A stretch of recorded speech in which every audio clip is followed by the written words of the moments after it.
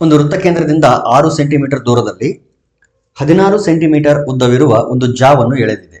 ಆ ವೃತ್ತದ ತ್ರಿಜ್ಯವು ಅಂದರೆ ಸೆಂಟರ್ ಓ ಇಂದ 6 ಸೆಂಟಿಮೀಟರ್ ಡಿಸ್ಟೆನ್ಸ್ ಅಲ್ಲಿ ಎ ಬಿ ಅನ್ನುವಂಥ ಒಂದು ಕಾರ್ಡನ್ನು ಡ್ರಾ ಮಾಡಿದ್ದಾರೆ ಮತ್ತು ಆ ಕಾರ್ಡ್ನ ಲೆಂತ್ ಎಷ್ಟಿದೆ ಅಂತಂದ್ರೆ 16 ಸೆಂಟಿಮೀಟರ್ ಇದೆ. So total length 16 centimetre 16 centimetre ಇದ್ರೆ ಅದರಲ್ಲಿ ಅರ್ಧಕ್ಕೆ ಈ ಓ ಸಿ ಅನ್ನೋ ಲೈನ್ ಡಿವೈಡ್ ಮಾಡಿರುತ್ತೆ. ದೇರ್ ಫೋರ್ ಬಿ ಸಿ ಅಥವಾ ಎ ಸಿ ಎಷ್ಟಿರುತ್ತೆ ಅಂತಂದ್ರೆ 16 ಅರ್ಧ ಅಂದ್ರೆ 8 ಸೆಂಟಿಮೀಟರ್ ಇರ್ತದೆ. A C 8 centimetre, O C 6 centimetre ಇದೆ ಮತ್ತು ಟ್ರಯಾಂಗಲ್ ಎ ಓ ಸಿ, ಈ ಟ್ರಯಾಂಗಲ್ ಏನ್ ಕಾಣಿಸ್ತಿದೆ, ಈ ಎ ಓ ಸಿ ಅನ್ನೋದು ಒಂದು ಲಂಬಕೋನ ತ್ರಿಭುಜ ಆಗಿರೋದ್ರಿಂದ ಇಲ್ಲಿ ಪೈಥಾಗೋರಸ್ ಪ್ರಮೇಯನ ಅಪ್ಲೈ ಮಾಡಬಹುದು. A O square, A O ಅನ್ನೋದು ಈ ವೃತ್ತದ ತ್ರಿಜ್ಯ, radius of the circle. Therefore A O square is equal to O C square plus A C square. O C square ಅಂತಂದ್ರೆ 6 square that is 36 plus A C square ಅಂತಂದ್ರೆ 8 square that is 64. 36 ಪ್ಲಸ್ 64 add ಮಾಡಿದ್ರೆ 100 ಬರುತ್ತೆ. ಇದು A O square. ಹಾಗಾದ್ರೆ A O ಎಷ್ಟು ಬರುತ್ತೆ ಅಂದ್ರೆ ಪ್ಲಸ್ ಆರ್ ಮೈನಸ್ 10, 100ರ ವರ್ಗಮೂಲ. 100ರ ವರ್ಗಮೂಲ ಎಷ್ಟು? 10. ದೇರ್ ಫೋರ್ ಎ ಓ ತ್ರಿಜ್ಯ ಎಷ್ಟು ಅಂದ್ರೆ 10 centimetre. Option 4 correct. Next one, 44 centimetre ಸುತ್ತಳತೆ ಇರುವ ಒಂದು ವೃತ್ತದಲ್ಲಿ ಅದರ ಒಂದು ಚತುರ್ಥಕದ ವಿಸ್ತೀರ್ಣವು, ಅಂದ್ರೆ ಒಂದು ವೃತ್ತ ಇದೆ, ಅದರ ಸುತ್ತಳತೆ ಕೊಟ್ಟಿದ್ದಾರೆ. ವೃತ್ತದ ಪರಿಧಿ ಸುತ್ತಳತೆ 44 ಸೆಂಟಿಮೀಟರ್ ಅಂತ ಕೊಟ್ಟಿದ್ದಾರೆ. Circumference of the circle is 44 centimetre. ನಾವು ಫೈಂಡ್ ಮಾಡಬೇಕಾಗಿರೋದು ಅದರ ಒಂದು ಕ್ವಾಡ್ರೆಂಟ್ ನ ಏರಿಯಾ, ಅಂದ್ರೆ ಆ ಸರ್ಕಲ್ ನ 4 ಈಕ್ವಲ್ ಪಾರ್ಟ್ಸ್ ಆಗಿ ಡಿವೈಡ್ ಮಾಡಿದ್ರೆ ನೋಡಿ, ಈ ರೀತಿ ಒಂದು ಸರ್ಕಲ್ ಇದೆ, ಇದರಲ್ಲಿ ಅದರ ಪೆರಿಮೀಟರ್ ಅಂತ ಕೊಟ್ಟಿದ್ದಾರೆ. ನಾವು ಅದನ್ನೇನಾದ್ರೂ ಈ ಸರ್ಕಲ್ ಅನ್ನ ಈ ರೀತಿ 4 ಈಕ್ವಲ್ ಪಾರ್ಟ್ ಆಗಿ ಡಿವೈಡ್ ಮಾಡಿ ಅದರಲ್ಲಿ ಒಂದು ಪಾರ್ಟ್ ನ, ಈ ಒಂದು ಪಾರ್ಟ್ ಇದೆ ಆ ಏರಿಯಾ ಫೈಂಡ್ ಮಾಡಬೇಕಾಗಿದೆ. ಒಂದು ಚತುರ್ಥಕ ಅಂತಂದ್ರೆ ಅದು, ಸೊ ಕ್ವಾಡ್ರೆಂಟ್, ಅದರ ಏರಿಯಾ ಫೈಂಡ್ ಮಾಡಬೇಕಾಗಿದೆ. ಓಕೆ, ಈಗ ಕೊಟ್ಟಿರೋದು ಏನು ಅಂತಂದ್ರೆ 2πr ಇದು ಕೊಟ್ಟಿದ್ದಾರೆ 44 ಸೆಂಟಿಮೀಟರ್. 2πr ಅಂತಂದ್ರೆ ಸರ್ಕಂಫರೆನ್ಸ್ ಆಫ್ ದ ಸರ್ಕಲ್, ವೃತ್ತದ ಸುತ್ತಳತೆ. 2 1 2 22 ಪೈ ಅಂತಂದ್ರೆ 22/7 ಇಂಟು 6 ಈಕ್ವಲ್ ಟು 22. ಮತ್ತೊಮ್ಮೆ ಡಿವೈಡ್ ಮಾಡಿದ್ರೆ 22 1 22 1. Therefore r equal to 7 cross multiply ಮಾಡಿ 7 ಸೆಂಟಿಮೀಟರ್. ವೃತ್ತದ ತ್ರಿಜ್ಯ ಎಷ್ಟಿದೆ ಅಂದ್ರೆ 7 ಸೆಂಟಿಮೀಟರ್ ಇದೆ. ಈಗ ವಿಸ್ತೀರ್ಣ ಬೇಕು. ಪೈ ಆರ್ ಸ್ಕ್ವೇರ್ ಅಂತಂದ್ರೆ ವೃತ್ತದ ಒಟ್ಟು ವಿಸ್ತೀರ್ಣ ಬರ್ತದೆ. ಅದರಲ್ಲಿ 4 ಸಮಭಾಗ ಮಾಡಿದೀವಿ, ಹಾಗಾಗಿ ಡಿವೈಡೆಡ್ ಬೈ 4 ಮಾಡಬೇಕು. ಡಿವೈಡ್ ಬೈ 4 ಮಾಡಿದಾಗ ಅದರ ಒಂದು ಭಾಗದ ಅಳತೆ ಸಿಕ್ಬಿಡ್ತದೆ ನಮಗೆ. Okay, so pi r square ಅಂದ್ರೆ ಒಟ್ಟು ವಿಸ್ತೀರ್ಣ, ಅದರಲ್ಲಿ ಒಂದು ಭಾಗ ಬೇಕು ಅಂತಂದ್ರೆ ಡಿವೈಡ್ ಬೈ 4 ಬೇಕು. 2 ಭಾಗದ ಬೇಕಾಗಿದ್ರೆ ಡಿವೈಡ್ ಬೈ 2, ಆ ರೀತಿ. ಓಕೆ, ಅಂದ್ರೆ ಕಾಲು ಭಾಗದ ಬೇಕಲ್ಲ ನಮಗೆ, ಹಾಗಾಗಿ 1/4 ಅಂತ. ಪೈ ಅಂತಂದ್ರೆ 22/7 ಆಗ್ಲೇ ಗೊತ್ತಿದೆ ನಮಗೆ, ಅಥವಾ ಇದನ್ನ ಈ ರೀತಿ ಸಾಲ್ವ್ ಮಾಡಿಬಿಡ್ತೀನಿ ನಾನು. Yes, better. Pi r into r divided by 4 ಈ ರೀತಿ ಸಾಲ್ವ್ ಮಾಡ್ತೀನಿ. ಈಗ 2πr ಈಕ್ವಲ್ ಟು 44 ಆಗಿತ್ತಲ್ಲ, ಡಿವೈಡ್ ಮಾಡಿದಾಗ 22 ಅಂತ ಬಂತು, ಅಂದ್ರೆ pi r equal to 22. So ಇಲ್ಲಿ ಪೈ ಆರ್ ಇದೆಯಲ್ಲ, ಅಲ್ಲಿ 22 ಹಾಕ್ಬಿಡ್ತೀನಿ. ಇಂಟು ಆರ್ ಅಂದ್ರೆ ರೇಡಿಯಸ್, ಅದೆಷ್ಟಿದೆ 7, ಸೊ ಇಲ್ಲಿ 7 divided by 4. Better. 2 2s 4, 2 11s ಗುಣಾಕಾರ ಮಾಡ್ರೆ 11 7 77 ಬೈ 2 ಭಾಗಿಸ್ರಿ. 2 3 6, 1 ಉಳಿತಿಲ್ಲಿ 17 ಆಯ್ತು. 2 8 16.5 38.5 centimetre square. Yes, option 1 correct. Next question, ಪ್ರತಿ ಬಾಹು 14 ಸೆಂಟಿಮೀಟರ್ ಇರುವ ABCD ಚೌಕದಲ್ಲಿ APCD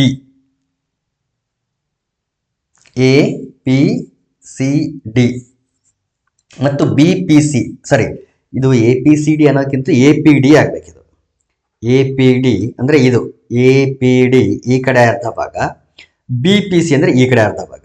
ಸಮ ಅರ್ಧ ವೃತ್ತಗಳು ಅಂದ್ರೆ ಈ ಕಡೆ ಒಂದು ಅರ್ಧ ವೃತ್ತ ಇದೆ, ಈ ಕಡೆ ಒಂದು ಅರ್ಧ ವೃತ್ತ ಇದೆ. ಚಿತ್ರದಲ್ಲಿ ತೋರಿಸಿರುವಂತೆ ಸ್ಪರ್ಶಿಸಿವೆ. ಛಾಯೆಗೊಳಿಸಿದ ಭಾಗದ ವಿಸ್ತೀರ್ಣವು ನೋಡಿ, ಪ್ರತಿ ಬಾಹು 14 ಸೆಂಟಿಮೀಟರ್ ಇದೆ ಅಂತಂದ್ರೆ ಎ ಇಂದ ಬಿ ಟೋಟಲ್ ಲೆಂತ್ ಎಷ್ಟಿರುತ್ತೆ? 14 ಸೆಂಟಿಮೀಟರ್.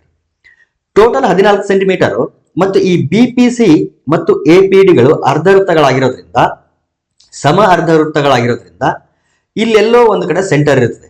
ಇಲ್ಲಿ ಸೆಂಟರ್ ಇರುತ್ತೆ. ಇಲ್ಲಿಂದ ಇಲ್ಲಿಗೆ ತ್ರಿಜ್ಯ ರೇಡಿಯಸ್ ಎರಡು ಸಮ ಅರ್ಧವೃತ್ತಗಳಾಗಿರೋದ್ರಿಂದ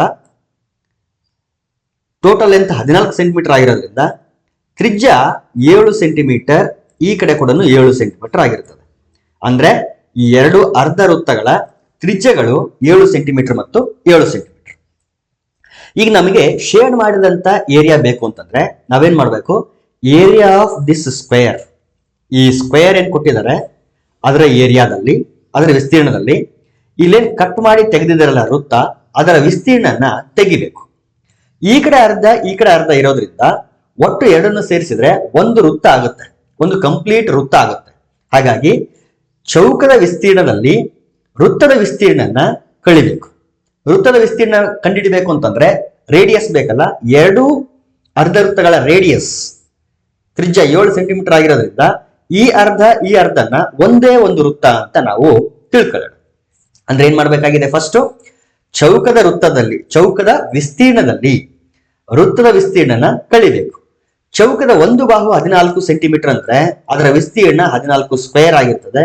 ಸೊ 196, 196 ಇದೇನಿದು ಚೌಕದ ವಿಸ್ತೀರ್ಣ. ಈಗ ವೃತ್ತದ ವಿಸ್ತೀರ್ಣಕ್ಕೆ ಬರೋಣ. ವೃತ್ತದ ವಿಸ್ತೀರ್ಣ ಪೈ ಆರ್ ಸ್ಕ್ವೇರ್ ಸೂತ್ರ ಇರೋದು. ಪೈ ಮೀನ್ಸ್ 22/7 ಇಂಟು ಆರ್ ಅಂದ್ರೆ ರೇಡಿಯಸ್. ರೇಡಿಯಸ್ ಎಷ್ಟಿದೆ? 7. 7 ಸ್ಕ್ವೇರ್ ಆಗಿರೋದ್ರಿಂದ 7 ಇಂಟು 7 ಅಂತ ಬರ್ಕೊಳ್ತೀನಿ. 7 ಕ್ಯಾನ್ಸಲ್ ಆಯ್ತು.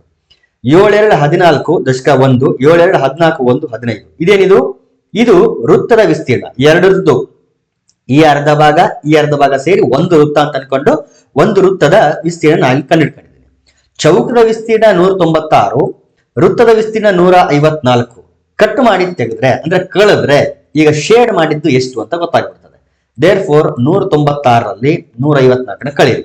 6ರಲ್ಲಿ 4 ಹೋದ್ರೆ 2, 9ರಲ್ಲಿ 5 ಹೋದ್ರೆ 4, 1ರಲ್ಲಿ 1 ಹೋದ್ರೆ 0. 42 centimetre square. So option 3 correct. Next question 3, 7, 11 and so on. ಈ ಸಮಾಂತರ ಶ್ರೇಣಿಯಲ್ಲಿನ 10ನೇ ಪದವು. ಸಮಾಂತರ ಶ್ರೇಣಿ ಅಂತ ಅವರೇ ಹೇಳಿದ್ರೆ, ಸೊ ಇದರಲ್ಲಿ ಮೊದಲನೇ ಪದ 3, ಸಾಮಾನ್ಯ ವ್ಯತ್ಯಾಸ 7 - 3 is 4, 7 - 3 4. ಇನ್ನು 10ನೇ ಪದ ಅಂತ ಹೇಳಿರೋದ್ರಿಂದ A10 ಫಾರ್ಮುಲಾ ಏನಿದೆ? A10 = A + 9D, that is equal to A is 3 plus 9 into common difference 4. 3 plus 9 4 36, 36 plus 3 39. So option 3 correct. Next question 6ರಿಂದ ಭಾಗವಾಗುವ 100ರಿಂದ 200ರವರೆಗಿನ ಸ್ವಾಭಾವಿಕ ಸಂಖ್ಯೆಗಳ ಮೊತ್ತ ಅಂತ ಕೇಳ್ತಾರೆ. 6ರಿಂದ ಭಾಗ ಆಗ್ಬೇಕು ಅಂತಂದ್ರೆ ಕಂಡೀಷನ್ ಏನಿದೆ ಗೊತ್ತಾ? ಆ ಸಂಖ್ಯೆ 2ರಿಂದನೂ ಭಾಗ ಆಗ್ಬೇಕು, 3ರಿಂದನೂ ಭಾಗ ಆಗ್ಬೇಕು. 2ರಿಂದ ಭಾಗ ಆಗ್ಬೇಕು ಅಂತಂದ್ರೆ ಆಬ್ವಿಯಸ್ಲಿ ಆ ಸಂಖ್ಯೆ ಒಂದು ಸರಿ ಸಂಖ್ಯೆ ಆಗಿರ್ಬೇಕು. ಸೊ 100ರಿಂದ ಅಂತ ಹೇಳಿದಾರೆ ಅಂತಂದ್ರೆ 100 ಫಸ್ಟ್ ತಗೊಳ್ಳೋಣ. 100 ಭಾಗ ಆಗುತ್ತಾ ಅಂತಂದ್ರೆ 2ರಿಂದ ಭಾಗ ಆಗುತ್ತೆ, ಆದ್ರೆ 3ರಿಂದ ಆಗಲ್ಲ. 2ರಿಂದ ಆಗತ್ತೆ, 3ರಿಂದ ಆಗಲ್ಲ. ಸೊ 100 ಅಲ್ಲ. 101 ತಗೊಳ್ಬಾರ್ದು, ಯಾಕಂದ್ರೆ ಬೆಸ ಸಂಖ್ಯೆ ಆದ್ರೆ 2ರಿಂದ ಭಾಗ ಆಗಲ್ಲ. ನೆಕ್ಸ್ಟ್ ನಂಬರ್ ತಗೊಳ್ಳೋಣ 102. 102 2ರಿಂದನೂ ಭಾಗ ಆಗ್ತದೆ, 3ರಿಂದನೂ ಭಾಗ ಆಗ್ತದೆ. 2ರಿಂದ ಯಾಕೆ ಭಾಗ ಆಗುತ್ತೆ ಅಂತಂದ್ರೆ ಸರಿ ಸಂಖ್ಯೆ ಆಗಿರೋದ್ರಿಂದ. 3ರಿಂದ ಹೆಂಗ್ ಭಾಗ ಆಗುತ್ತೆ ಅಂತ ಹೇಳ್ತೀವಿ? ಈ ಅಂಕಿಗಳನ್ನ ಕೂಡಿಸ್ತೀವಿ. 2 + 0 + 1 ಒಟ್ಟು 3 ಆಗೋದ್ರಿಂದ 3 ಈ 3ರಿಂದ ಭಾಗ ಆಗೋದ್ರಿಂದ 102 ಅನ್ನೋ ಸಂಖ್ಯೆ ಕೂಡ 3ರಿಂದ ಭಾಗ ಆಗುತ್ತೆ. ಸೊ ಎರಡೂ ಸಂಖ್ಯೆಗಳಿಂದ ಭಾಗ ಆದ್ರೆ ಇದು 6ರಿಂದ ಕೂಡ ಭಾಗ ಆಗುತ್ತೆ. ಅಂದ್ರೆ 100ರಿಂದ 200ರವರೆಗಿನ ಸಂಖ್ಯೆಗಳಲ್ಲಿ ಮೊದಲೇ ಸಂಖ್ಯೆ ಯಾವುದು ಅಂತಂದ್ರೆ 102. ನೆಕ್ಸ್ಟ್ ನಂಬರ್ ಯಾವ್ದಾಗಿರುತ್ತೆ ಅಂತ ಕಂಡುಹಿಡಿಯಬೇಕಾಗಿದ್ರೆ ಈ ರೀತಿ ಎಲ್ಲಾನು ನೆಕ್ಸ್ಟ್ ಮಾಡೋದ್ ಬೇಕಾಗಿಲ್ಲ. ಜಸ್ಟ್ 6ಅನ್ನ ಆಡ್ ಮಾಡಿದ್ರೆ ಸಾಕು, ಸಿಗುತ್ತೆ ನಮಗೆ 108 ನೆಕ್ಸ್ಟ್ ನಂಬರ್ ಆಗಿರ್ತದೆ. And so on. ಈಗ ಲಾಸ್ಟ್ ನಂಬರ್ ಯಾವುದು ಅಂತ ಫೈಂಡ್ ಮಾಡೋಣ. ಲಾಸ್ಟ್ ಇಲ್ಲಿ 200 ಇದೆ. 200 ಅನ್ನೋದು ಡಿವೈಡ್ ಆಗುತ್ತಾ ನೋಡೋಣ. 2ರಿಂದ ಹೋಗುತ್ತೆ, ಓಕೆ, ಆದ್ರೆ 3ರಿಂದ ಆಗಲ್ಲ. ಈಗ ಹಿಂದಕ್ಕೆ ಬರಬೇಕು. 199 ತಗೊಳಕ್ ಆಗಲ್ಲ, ಯಾಕಂದ್ರೆ 2ರಿಂದ ಆಗಲ್ಲ. 198 ಚೆಕ್ ಮಾಡೋಣ. 198 2ರಿಂದ ಭಾಗ ಆಗುತ್ತೆ, 3ರಿಂದ ಆಗುತ್ತಾ ಒಂದ್ಸರಿ ನೋಡಿ. 9 + 1 10, 10 + 8 18, 18 3ರಿಂದ ಭಾಗ ಆಗೋದ್ರಿಂದ 198 ಕೂಡ 3ರಿಂದ ಆಗುತ್ತೆ. ಸೊ 2 ಮತ್ತು 3 ಎರಡು ಸಂಖ್ಯೆಗಳಿಂದ ಆಗಿದ್ರಿಂದ 6ರಿಂದ ಕೂಡ 198 ಅನ್ನೋದು ಭಾಗ ಆಗುತ್ತೆ. ಸೊ ಕೊನೆಯ ಸಂಖ್ಯೆ ಯಾವುದು ಅಂತಂದ್ರೆ 198. ಈಗ ಮೊದಲನೇ ಸಂಖ್ಯೆ ಸಿಕ್ಕಿದೆ, ಸಾಮಾನ್ಯ ವ್ಯತ್ಯಾಸ 6, ಕೊನೆಯ ಸಂಖ್ಯೆ ಸಿಕ್ಕಿದೆ. ಇದರಿಂದ ಫಸ್ಟ್ ನಾವೇನ್ ಫೈಂಡ್ ಮಾಡಬೇಕು ಅಂತಂದ್ರೆ ಪದಗಳ ಸಂಖ್ಯೆ ಕಂಡುಹಿಡಿಬೇಕು. ಯಾಕೆಂದ್ರೆ ಸ್ವಾಭಾವಿಕ ಸಂಖ್ಯೆಗಳ ಮೊತ್ತ ಅಂತ ಕೇಳಿದರೆ, ಮೊತ್ತ ಅಂತಂದ್ರೆ ನಮಗೆ ಎರಡು ಫಾರ್ಮುಲಾ ಇದೆ. Sn = n/2 × 2a + n - 1 × d, ಇದು ಒಂದು ಫಾರ್ಮುಲಾ. ಇನ್ನೊಂದು Sn = n/2 × a + an ಅನ್ನೋದು. ನೀವು ಯಾವುದೇ ಫಾರ್ಮುಲಾ ತಗೊಂಡು ಕೂಡ n ಅಂತೂ ಬೇಕೇ ಬೇಕು. n ಅಂದ್ರೆ ಪದಗಳ ಸಂಖ್ಯೆ. ಇಲ್ಲಿ ಎಷ್ಟು ಟರ್ಮ್ಸ್ ಇದೆ ಅಂತ ನಮ್ಗೆ ಗೊತ್ತಿಲ್ಲ. ಹಾಗಾಗಿ our first task is to find the number of terms present in this arithmetic progression. So let us find n. For that, let us write the data. a = 102, ಮೊದಲನೇ ಪದ. ಕಾಮನ್ ಡಿಫರೆನ್ಸ್ ಎಷ್ಟಿರುತ್ತೆ? 6 ಇರುತ್ತದೆ. ಯಾವ ಸಂಖ್ಯೆಯಿಂದ ಅಂತ ಹೇಳಿರ್ತಾನಲ್ಲ ಅದೇ ಇರುತ್ತದೆ.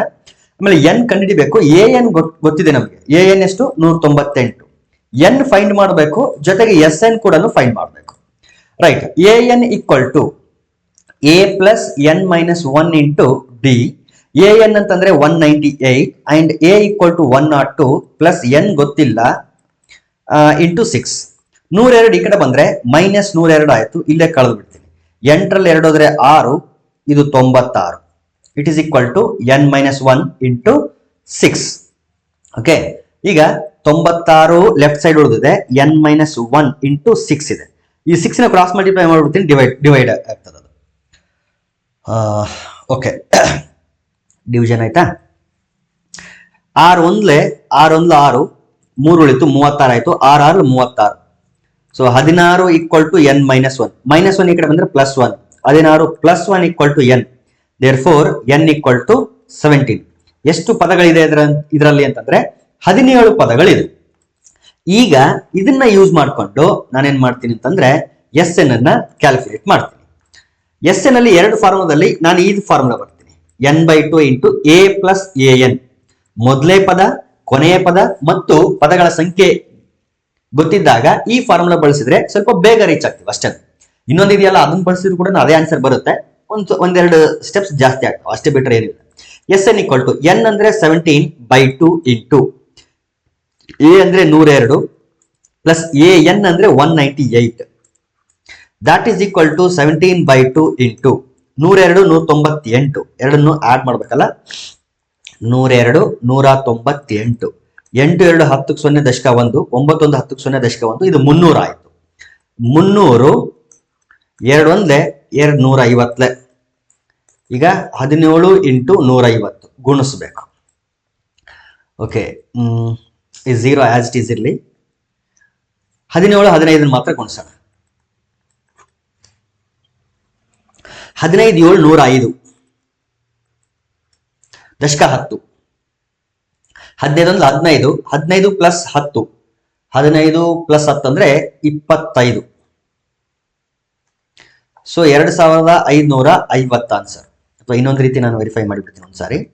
7 5 35, 3 5 ಪ್ಲಸ್ 7 12, 3 15 5 ದಶಕ 1, 1 1 1 1 2. ಎಸ್ 255 ಕರೆಕ್ಟ್ ಆಯ್ತು. 2550. Option 4 correct.